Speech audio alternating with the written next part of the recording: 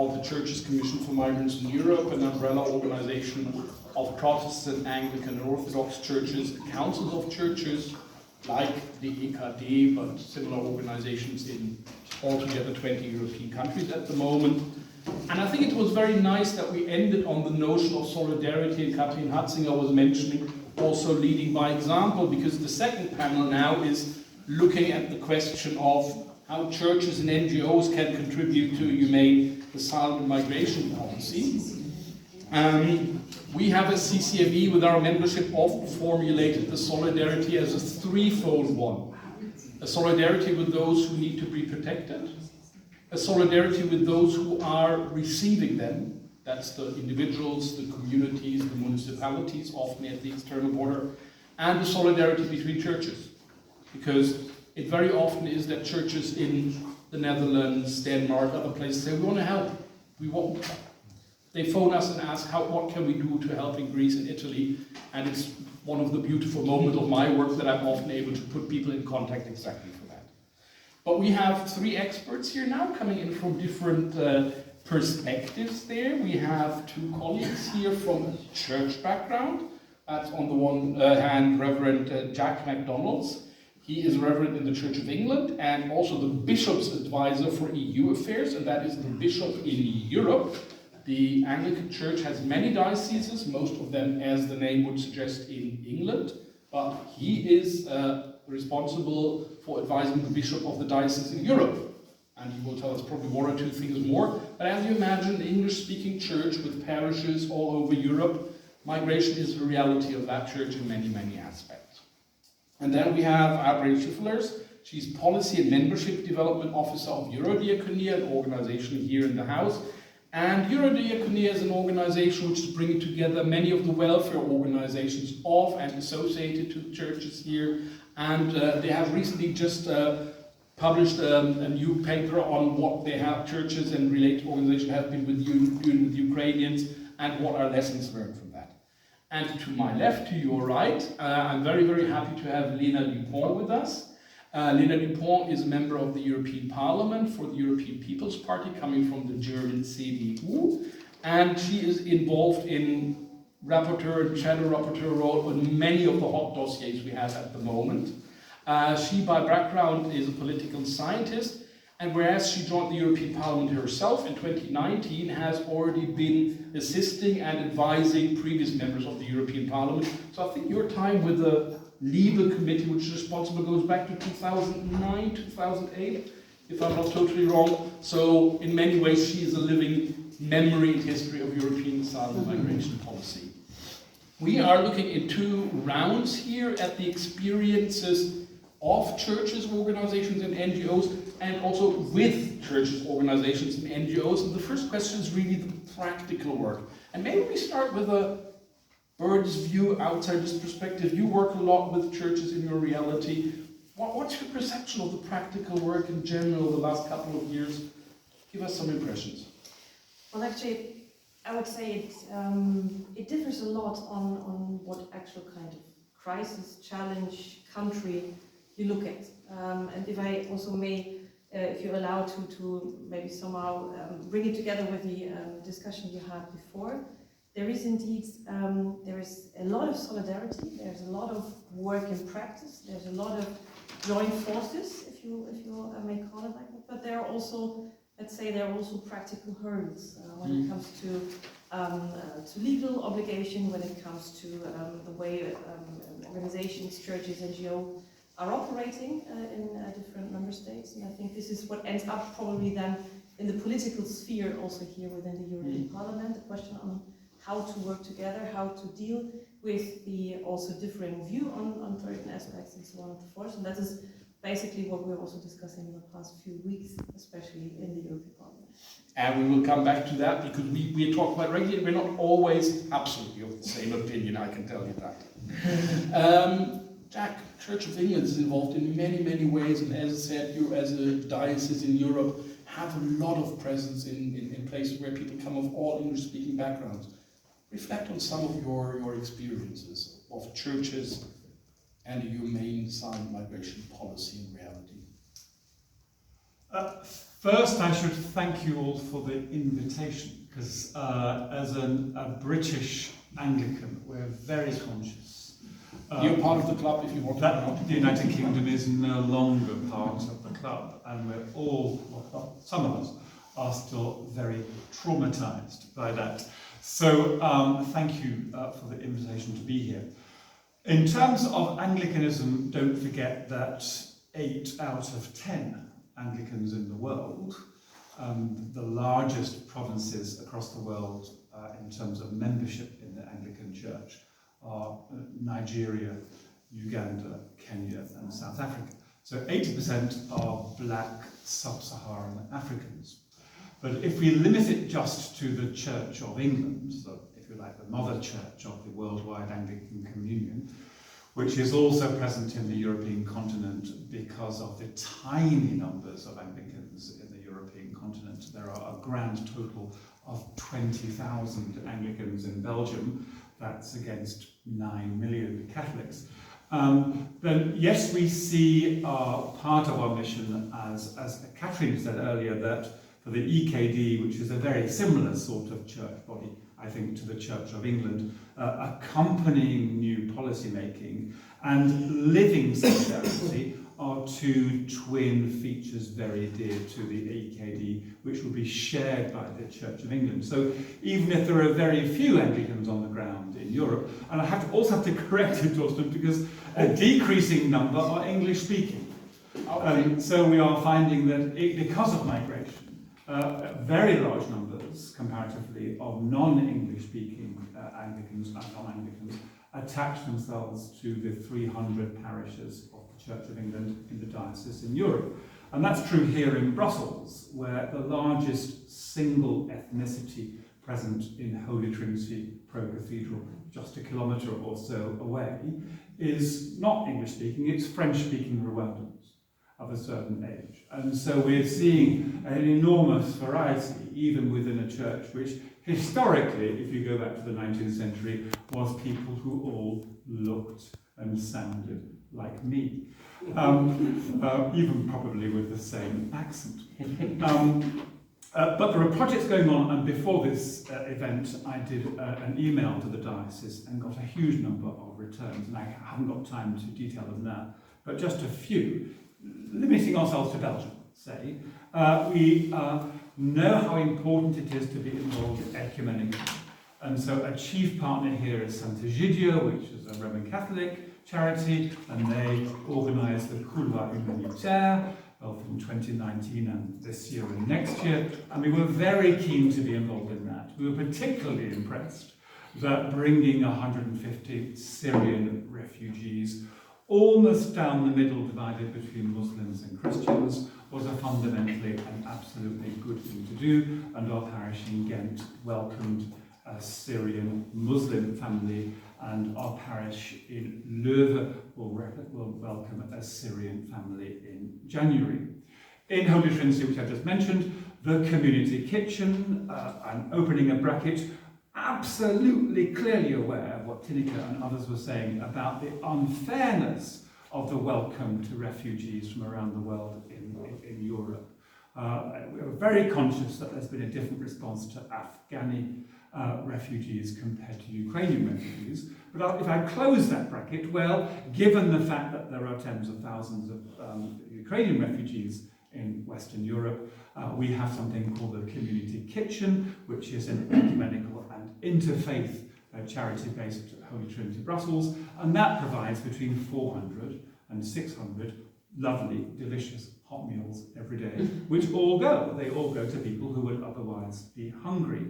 And we have parishes in Athens, which, as you can imagine, are deeply involved in refugee work there. And just coming back to what I was saying just 2 minutes ago about how so many Anglicans are now black. The Anglican church in Grenoble in France was historically a place for people who looked and spoke like me as a staging post towards their skiing holidays. That's completely changed now because they've all left, people who look and speak like because of Brexit. And so now we have the overwhelming majority of the people who come to the Anglican church in Grenoble who are from Nigeria. And they ski. They're not skiing at all because they have no money. And many of them are sans-papiers, who've entered France illegally, and they are in desperate need of help. There is a real problem with people who work on the streets in terms of that community, and people attached to that community. And so the Anglican Church, always in association with others in Grenoble, of course, mainly with the Roman Catholic Church, is trying to exercise a ministry to them. So the point I'm making there, if I may preach a tiny sermon of one sentence, is that even if you're small, and in continental Europe the Anglican Church is tiny, you can still try to make a difference, given what Katrin has said about living solidarity. And Gabrielle, you have very tiny members, you have very big members in Eurodiaconia. Share some of your experiences with us. Yeah, as you mentioned, we are made up of a variety of members, actually 58 member organizations in 32 European countries. As non-profit social service providers, they provide services, we say, from the cradle to the grave, everything from early child education and care to long-term care, reception and integration of refugees and migrants, access to employment, sort of any sort of social service you can think of. One of our members is probably doing it in one context or another. So really from this reception and integration point of view, there's a few practical examples that I think really embody the core values of diaconia. And one of those is participation. A really good example we've seen in recent months is our member in Latvia, Diaconia Latvia, has taken in many or helped receive many refugees from Ukraine. And they've been able to employ a handful of Ukrainian refugees. And really this process of creating programs for Ukrainian refugees has been from the beginning designed, created, and now implemented by Ukrainian refugees. So the Ukrainian refugees are the ones who say, this is the problem we have. And in their case, it was there's not enough aftercare programs, there's not enough summer programs for children. So the mothers can learn the local language, work, and so on. They're doing also incredible work with the rehabilitation of Ukrainian soldiers who are sent to Latvia temporarily for rehabilitation. And all of this work, really from the ground up, is done fully with the participation and full just voice of Ukrainian refugees. And so that's really one of the core values of diaconia. Another one is respect for and the focus on human dignity. Our members often really want to go above and beyond just the provision of simple services. And a good example of this, again, with the situation in Ukraine, is our member in Poland, Diaconia Poland. Right in the aftermath of the influx of refugees from Ukraine, was able to put together a cash assistance program. So instead of just providing material aid, food, clothing, which they also did, they put together this program in partnership with Diaconia Katastrophenhilfe that was giving out monthly cash assistance programs to particularly vulnerable Ukrainian refugees. And this allowed for a level of dignity that allowed them to make the decisions for themselves about what their needs and priorities were. Another area of focus is paying special attention to the most vulnerable. So often our members are bridging the gaps that the traditional social services or the government provided social services aren't providing. So they see who is not receiving the services, who is falling in the gaps, and they engineer their programs to reach these groups. And I think this is really a biblical call as well, and we have the parable of the lost sheep that Jesus shares in the gospel of leaving the 99 sheep to find the one who was lost. And this is really a core value of diaconia, who's not just providing services for the refugees who are coming to Europe, who have the best qualifications or the best things to offer, but those who traditionally have been marginalized. And an example of this are trafficking victims, people with disabilities, and now we're seeing, especially from Ukraine, people with Roma ethnic background who are often denied being hosted in citizen accommodation. So those are some of the core values that give some examples of the work your diaconia members are doing on the ground. Thank you. Lena Düpont, you were very polite in phrasing it, but you were hinting to the fact that maybe occasionally churches and political actors are not always 100% on the same page. It's my impression that with Ukraine it's relatively easy. With other refugee groups there's more differences. Maybe you could, based on your constituency, if you have a constituency in Lower Saxony, reflect a bit more how that plays out locally and regionally. If you allow, I'd like to phrase it a bit different, because actually I don't see us on completely different sides, I would say, on different corners or corners, or however you want to call it, because indeed there is actually something that needs to be done at political level, which is a frame, a working system that needs to be put in place, and you have talked about the Asylum and Migration Pact on the previous panel. But it nevertheless is connected to that. And then there's a question of not only solidarity at local, at region level, but there's also the question of integration. Then, where also, at least in my constituency, churches, church organizations do play a vital role in providing that. Which leads then a bit back to the question on the Asylum and Migration Pact. And you talked about the Temporary Protection Directive, which was then first ever activated for Ukraine, the war in Ukraine and the Ukrainian refugees. But here again, I think it was. I mean, everyone who's following asylum and migration policy really has to cherish the unanimity in council voting on that, and it really also created a dynamic for the whole pact. Cynically enough, that it did, but actually it did. But also here again, it was, from the very beginning, at least to my understanding, was very clear that there were, let's say, three main aims attached to that. Providing protection, giving a geopolitical signal, of course, and ease the burden on national asylum system. And all three of them were fulfilled to a certain extent, more or less, but they were fulfilled. But the bottleneck from the very beginning on, also from the discussion on, was, at least to my mind and to my understanding, the capacity in the member states. And this is, and you said at the beginning, I think you framed it with the 3 pillars.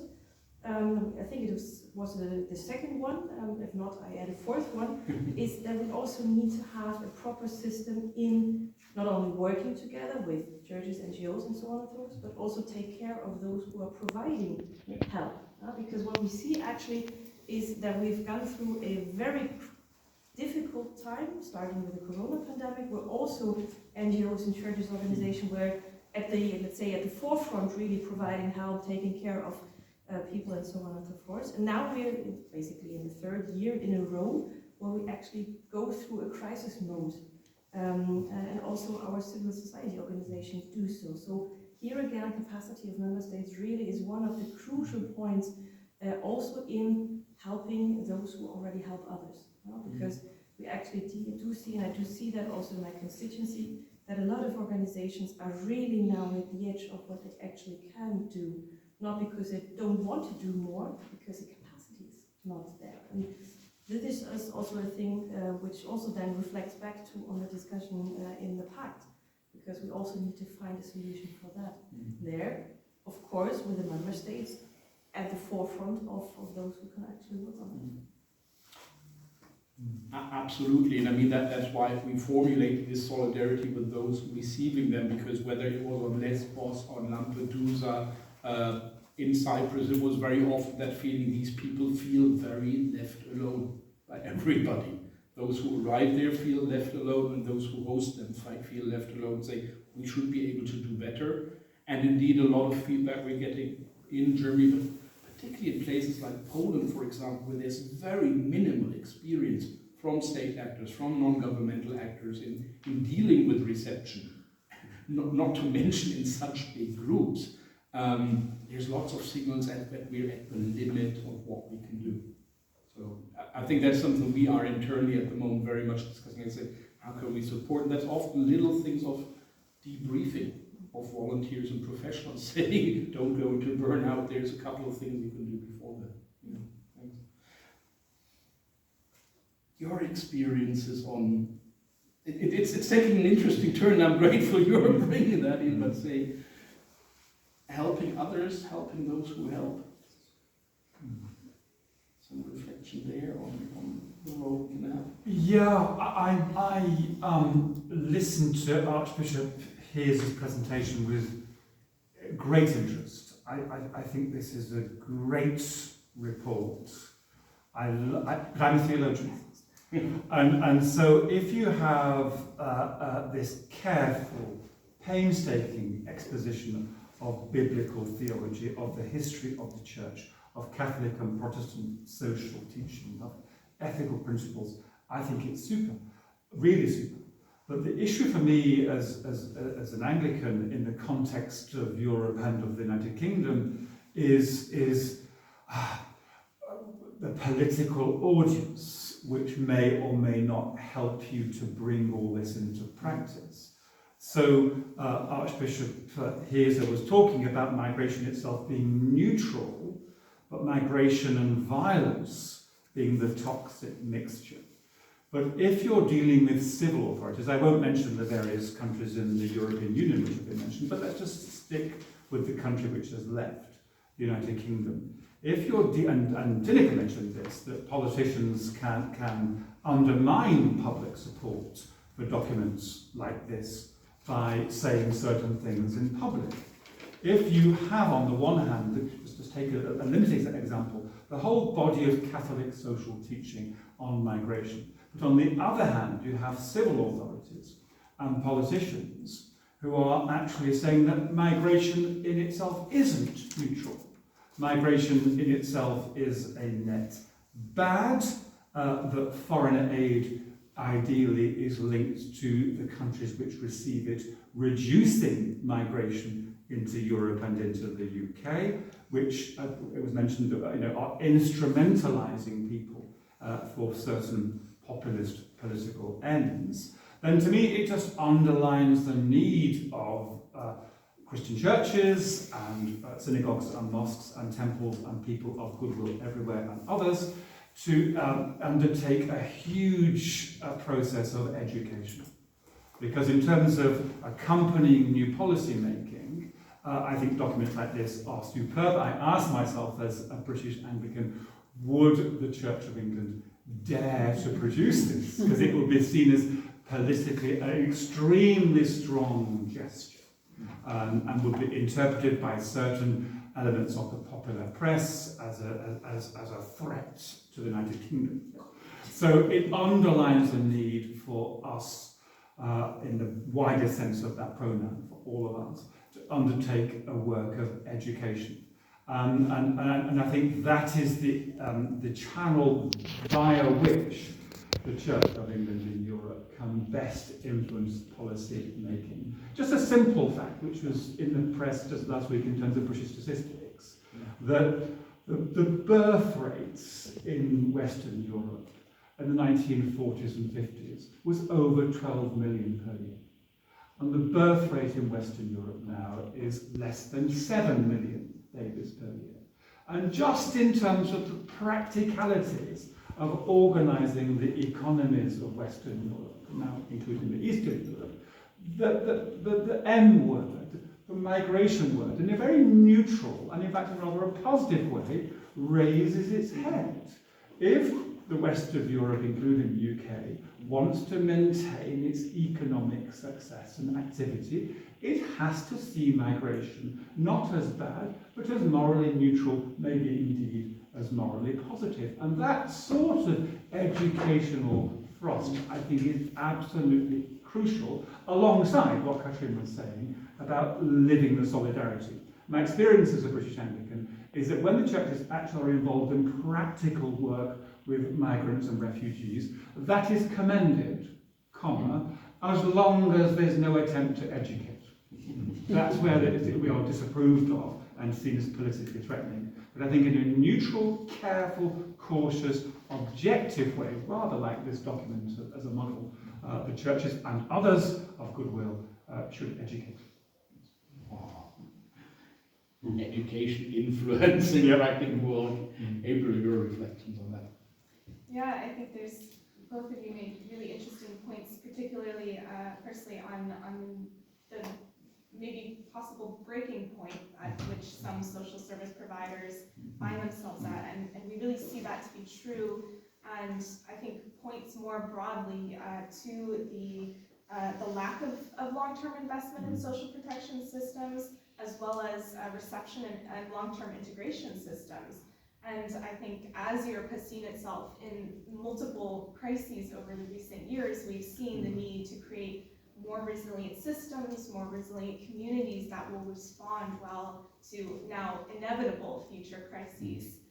So we see that, for example, in the lack of social housing, the understaffing and underfunding of social service providers, and as you mentioned, the underdeveloped integration programs that are focused in many cases more on deterring migration than on integrating migrants and refugees.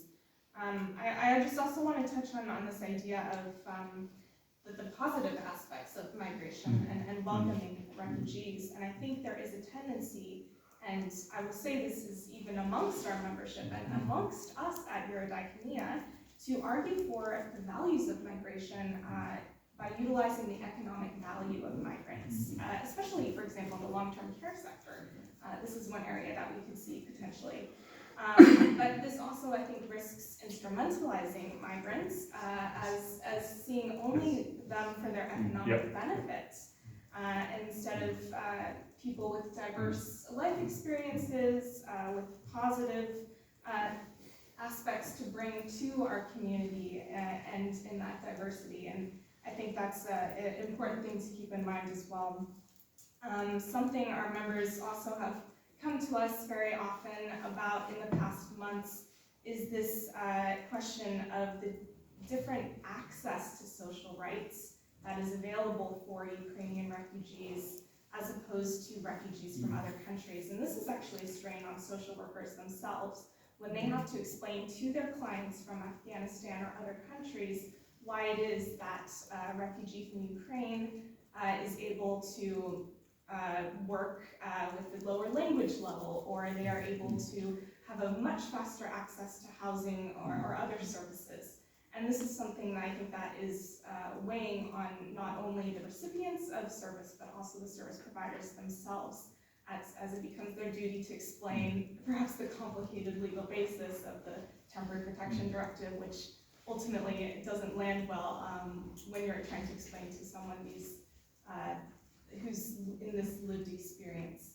So these are messages we're hearing and that we want to communicate to the institutions and really sum up the need for further attention to and investment in social protection, particularly areas of integration. Düpont, from your perspective, as I said, we're in regular discussion with other groups on the pact and other things. And sometimes there's a bit of the accusation towards churches of being on the high moral horse or climbing up moral trees or others. How's your experience? And in all honesty, or is it the practical argument, the practical work, the moral ground, is it a mix of it, or? It's probably the reason why I said at the beginning that I don't see us necessarily on opposing sides. But if I may use your words, indeed there is, I think it's actually, it's the reason and also the world need for churches to be on a high morals level. I mean, it's actually what the Bible is telling us. So you're okay with that? if it sometimes unnerves you. It can be a good basis for discussion. Okay. But in any case, we in politics, and it doesn't necessarily mean that we do not have our values or our moral identities, our beliefs, and so on and so forth. But in the end, we need to find a system that works. That's why I said also and highlighted also the question of capacity here in Africa, because there is an ongoing discussion, and Tineke knows that on how to use the experience we now have with the TPD and how to, I would say, integrate it into the pact. Because especially coming from the question of capacities, I'm not quite sure if this is a one-fits-all solution. Because it goes a bit back to your remark on discussing migration with a positive note on it. We all know that there are populists out there who don't even think about discussing it with a positive note. Well, everyone knows that migration will always be there. It has always been there, it will always be there. And that's why I draw the conclusion from that, and that's probably the politician's side, or at least my personal politician sides to that, that we actually need a system that works. It's not, I mean, we can have the best solution on paper. If member states are not using it, then it won't work. And we do have a lot of examples of such regulations and directives and so on, of course, who are there, but who had never been used, or even not only underused by member states, but used in a way that it actually creates more distrust between members. And here also, again, the question of practicality comes in, because if we're not, and I very much like your approach with the high moral standards attached to it. Of course, it is something that we all need to feed into political debate, to influence, to educate, like you just put it. But on the other hand, coming back again to we need a system that works, we also need to have a system that works for the member states, because they are the ones that are about to implement things, that are about to use things, that are about to protect and so on and so forth, and deal with the reception conditions and so on and so forth. So this is actually also something why we probably now more than ever need the pact. And the pact will not be the answer to everything. There will still be challenges, there will still be crises which we cannot address with a specific legislation that is already in the pact. But I still have, I'm probably a bit more optimistic than Tineke, at least for the moment. It can change within a few days, but at least for the moment there are two things really feeding into the discussion. One thing that Tineke also mentioned, there is of course this time pressure. And I think in addition to now or never moment, if we're not able to solve it in this term, we will probably never be able to. Which means that this absence of a European common asylum and migration system, which we experience for more than 10 years now, going from emergency situation to emergency situation, is just duplicated. And then by simply political will, if you may say so. So this, of course, is putting a huge pressure also on the co-legislators, also on political parties, in order to avoid what you also have said in your statement, in order to avoid that it can be instrumentalized by political parties.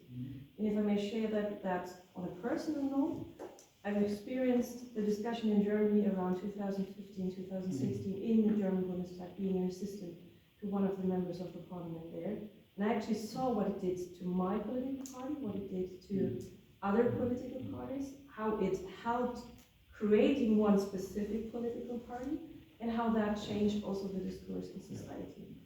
And the solution for me still is the European level. So if we're not able to conclude on things, then who should?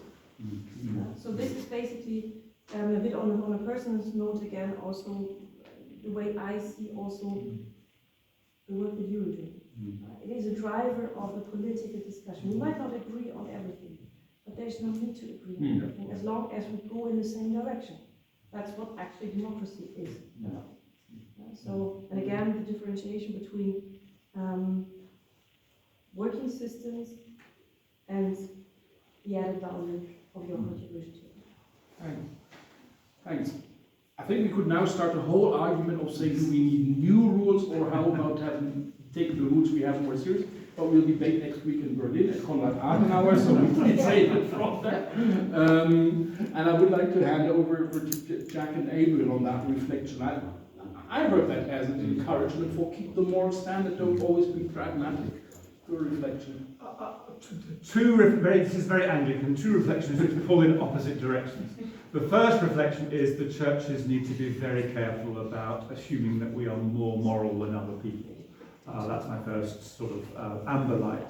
My second reflection is, though, if you take a flow of migrants from the following countries: Nigeria, South Sudan, Somalia, Myanmar, Pakistan, into the United Kingdom, Well, there's an obvious background history there of colonialism. All those countries, or part of them, used to be part of the British Empire, with the whole baggage, the terrible baggage of colonialization, which presses on the whole history in the past 2 centuries of all those parts of the world.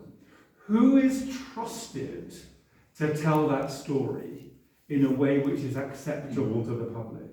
Because some of the political parties simply refuse to tell an honest story about what Britain and other European powers did in the global south for 2 centuries in terms of suppressing local economies and forcing peoples and economies to conform with what Britain and other European societies wanted and needed, whatever the cost for the local people in those countries. And I do believe, maybe I'm being optimistic, but I do believe, in a British context at least, that Christians are trusted more than they are colonialism and how it fuels legitimately modern migration. And so I think that taking the moral high ground just to that extent, that we have to be seen as people who tell the truth in ways which other groups of people, especially politicians and the popular press, might not tell the truth, is important. It is part, I hope, of our DNA and something we should use and deploy as we try to educate the public. Yeah, I think this is an excellent reflection on both sides, and just to add to that, I would say that indeed I think it is very much the Christian vision to present an alternative narrative to the world of hope, but one that isn't grounded in fake ideas of reality, but it is grounded in a very much realistic understanding of the world and the fact that we won't have these perfect laws that enact justice because of the political realities. And so I think our members, more than anything, having seen the reality on the ground for crisis after crisis and people in the worst possible situations that life has to offer, are not living under a false reality. And so they very much understand that in so many ways these situations are here to stay, although the ultimate goal is to work to better that every day. So I think presenting that alternative reality while living fully grounded in the present is a tension that we all have to live in, and make policy that aligns with that reality and yet that hope. Wow. Yeah. Just shortly, because going back to something that also Tilke said on the global dimension, also picking up the phrase I just mentioned, that migration was always there, it will always be there, so we need to confront ourselves with that, and we need to accept that. Yeah. Everyone is fit for that, I would say, or willing to do so, more politely. But I think there is an overarching compromise in society. If you communicate transparent, openly, with a look at the reality, then there is also a huge amount of not only solidarity but also willing to contribute to the discussion. But in the meantime, we have to, like we just call it in the parliament, baby steps. We need to have the baby steps in order to keep not only the discussion running, but probably one time conclude the path and then be a bit better prepared to actually the challenges we're facing, giving also those in society who might be a bit overwhelmed by the mere fact that there will always be migration, the feeling back that it's actually a working system that we are creating here. And again, going back to the question of level of trust between the member states, also is a very dear threat for the European Union as a whole with this situation. Which means, of course, I would also love to have a global solution to that, because it is a global phenomenon. It is something that also we in the European Union tend to, I mean, of course we tend to focus a lot on the European Union and our neighbors and the surrounding countries, but we from time to time forget about not only about the other crisis, but also about other countries. I remember discussion around Venezuela and the migration crisis and humanitarian crisis there, which barely made it to the European public discussion. And so there is also indeed a thing on cooperating with third countries other than our neighbors in order to try to help people in a desperate situation. So again, I think it starts from a very low level of integration, solidarity and practice in your local society and community, but it goes well back then to the real big question on how to do and how to deal with it globally, which might be even more complicated than finding a solution for the European Union alone. And I remember the discussion we had on the global compact on migration at Geneva right before the pandemic arose. So it was good.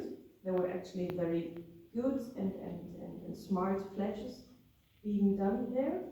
Not all of them could have been fulfilled because then the pandemic came. But I think the basic idea of sharing that responsibility also internationally is a very good one.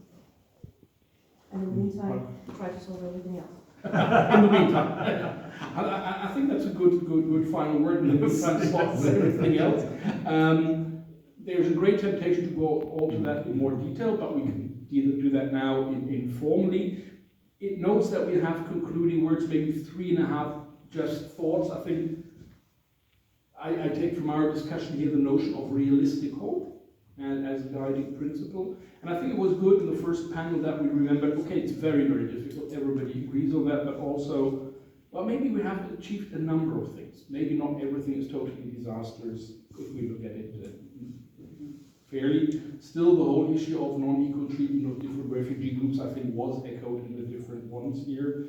And we had a lot of encouragement, the notion of participation of those who want to protect as those making the programs.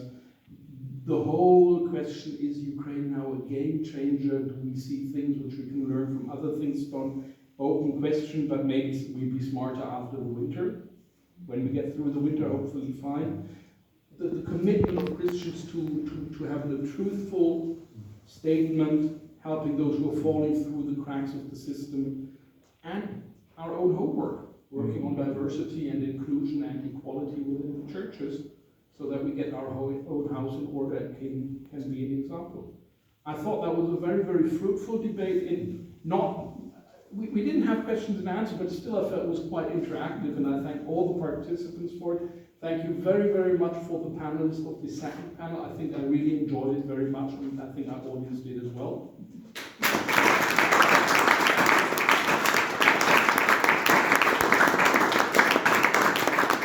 And on behalf of CCME, and I'm certainly sure also the Bishops' Conference, I very much thank EKD, Katrin, Hatzinger, and her team for hosting us here, putting so much effort into all the things, which in the end worked out okay.